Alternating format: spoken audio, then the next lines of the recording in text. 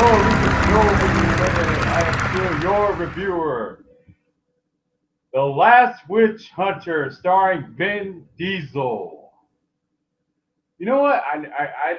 When I first seen the trailer on this movie, and I found out this movie was coming out, I never thought that I never thought that would work. You know, Vin Diesel as a witch hunter. You just can't see him as a witch hunter. Honestly, I never thought that would work at all. I mean, and after seeing this movie, it just makes me reaffirm everything. The Last Witch Hunter, starring Vin Diesel, Michael Caine, and Elijah Wood, including the girl from Game of Thrones. It's a movie about uh, a warrior, a witch hunter from the Middle Ages that gets cursed by a witch with immortality. So basically, he's gonna live forever, right? I don't know if being cursed with immortality would be such a bad thing unless you were a vampire, right? But I guess apparently on this movie, it's a curse to live that long. Anyways, um, so what happens? He has to go. He ends up doing what he does best, which is kill witches, right? He kills them off. Every bad witch, every evil witch there is, maybe not the visit meeting with Michael Caine and Elijah Wood playing a priest of a secret society that's banning to stop these evil witches, including the main baddie of this movie. So basically, the premise is just a pretty simple in structure. The costumes, I like the costumes. That Vin Diesel looks pretty cool. Looks like an action figure waiting to be just used on the market and all that. And then the sets are pretty somewhat convincing, and the special effects, the CGI, even the CGI witches that you see on this movie are not too good. Honestly, they're not the best. This movie is an enjoyable experience. You'll like watching it. I'd buy this on.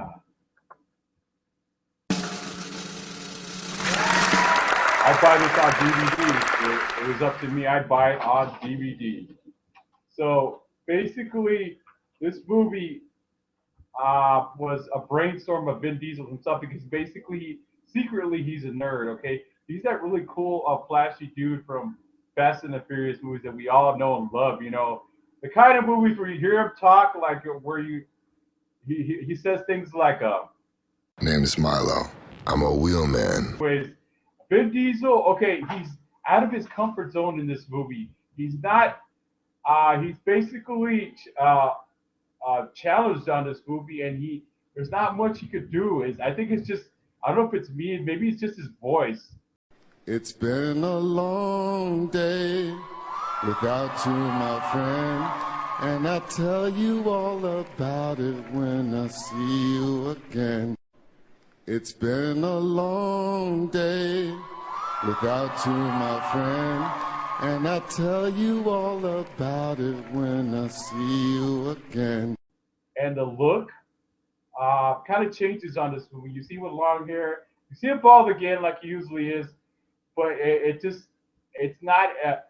I never thought this would work. I've seen him as a witch hunter. It just doesn't work. Maybe if he was a witch hunter and he had some flashy fast car and he had some really cool friends that ended up helping him, like on a Fast and Furious movie, hybrid with maybe a Blade movie, like a Blade movie, something like that. Maybe it would have worked, but maybe if the director of Underworld got his hands on this movie and he would have directed, maybe it might have come out better. Who knows? But basically, you're left with a movie that you'll actually buy on DVD. I buy this movie on DVD. I'll buy it on DVD. I give this movie maybe a 7 out of 10 because it's not that bad.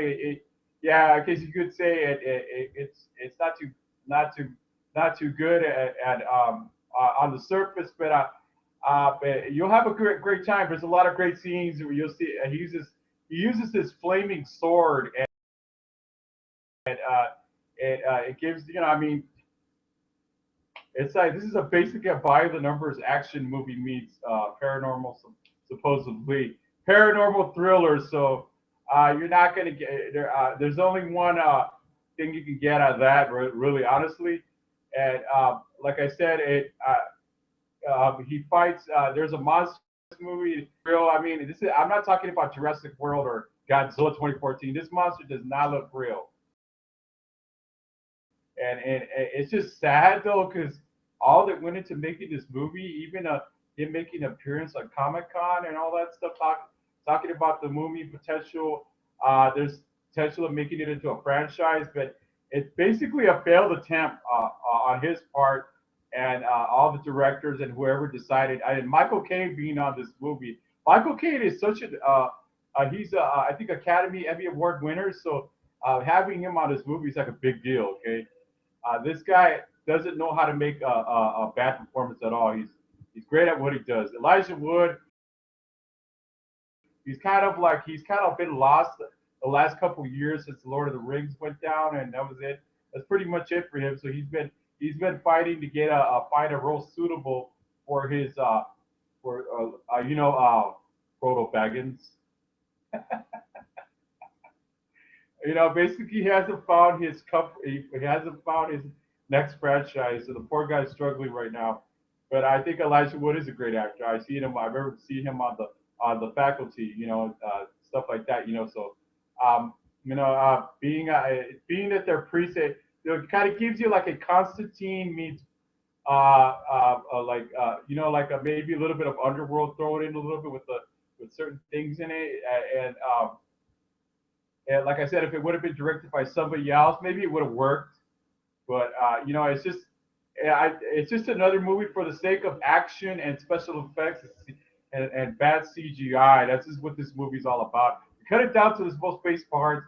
It's just basically that. But like I said, I buy this on DVD. I'd watch this again. It's gonna be like an old favorite. Maybe it might even get a cult following. Why I now that I'm talking about this, Vin Diesel, not he just doesn't fit this role at all. He just doesn't fit it. It doesn't fit at all. And I think a guy that would have fit in because of his previous roles were a little bit similar. Blade, Wesley Snipes. Maybe if you imagine if Blade was on this movie, how it would have been. Probably would have kicked some serious, right? Like if he would have been on it, and it was, to think about it, if Blade was on this movie, and he says, "I don't know what role you live in. You see a witch, kill it, shoot it. There's a world out there. You need to pull the trigger."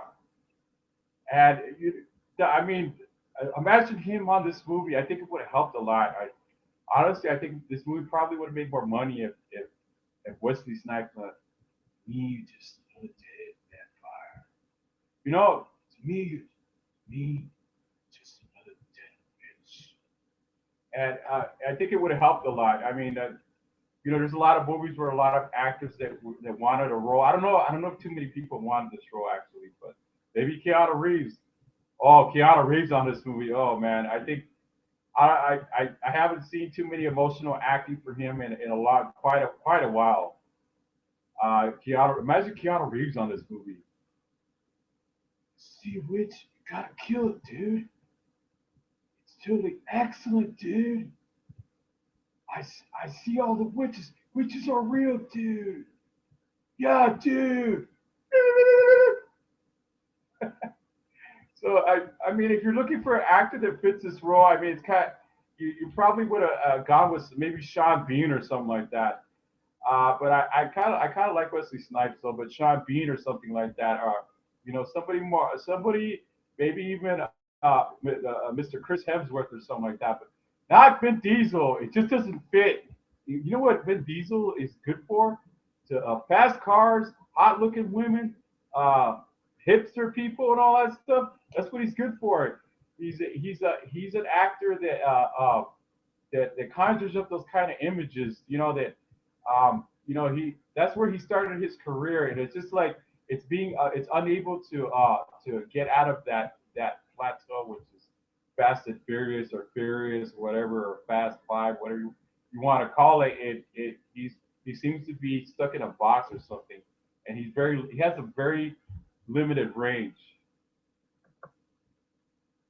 He has a very limited range, so it doesn't leave him a whole lot of options. But not that I'm saying that Vin Diesel's not a good actor, but it's just this is out of his range, way out of his neighborhood, way out of his area code. So last but not least, the Last Witch Hunter is basically a myth. Basically, the Last Witch Hunter is a myth. Okay, sorry. But just like I said, just imagine, visualize yourself watching this movie, and you hear Vin Diesel say something on it. It just doesn't work, especially with his range. That's why they call him Diesel. You know, his voice sounds like a truck driving or something. So, all right, like I said, I enjoyed this movie. I definitely get it on DVD. This is a straight to DVD type movie for me. If this was went to straight to DVD, I probably would have seen it. It'd be on demand. I'd rent it right now. Not yet, anyways. All right, this is Showbiz Entertainment, and I am still your reviewer.